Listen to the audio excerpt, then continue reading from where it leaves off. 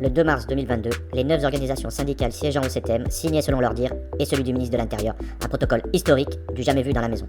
Dans son communiqué de presse, le ministère indiquait que le protocole était soumis à des réformes sur le temps de travail et sur les mutations.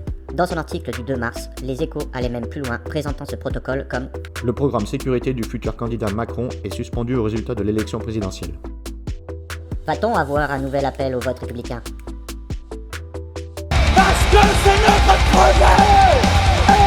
Le 24 février, l'AFPUP relevait déjà le nombre de postes offerts Mex-Rulp à des délégués syndicaux détachés permanents au détriment de nombreux policiers actifs. Coïncidence ou achète-t-on facilement les futurs accords ? L'AFPUP se pose sincèrement la question. Nous n'aborderons pas ici les différentes grilles proposées par l'administration et leurs incohérences, mais quelques autres points litigieux. Donc les brigadiers vont passer chef sur une grille transitoire. Mais les détenteurs des QB, qui n'ont pas encore été promus, eux voient leur grille disparaître et seront versés dans la nouvelle grille indiciaire gardien de la paix. Rien n'est indiqué concernant les brigadiers titulaires des UV. Même grille transitoire alors ? Quel intérêt d'avoir passé des examens ? Bravo, vous avez mérité une petite récompense.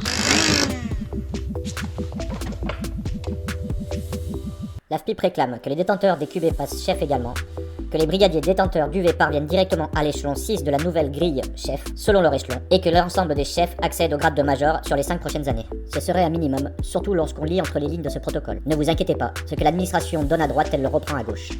Ne serait-ce qu'avec la possible réforme du temps de travail, de la fin des 35 heures et de facto des ARTT. A contrario, l'augmentation substantielle de l'IRP de 25% et des indemnités de résidence supplémentaires au corps de conception et de direction laisse songeur.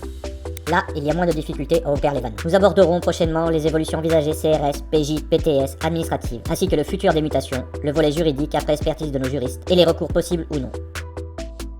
Ce n'est que le début.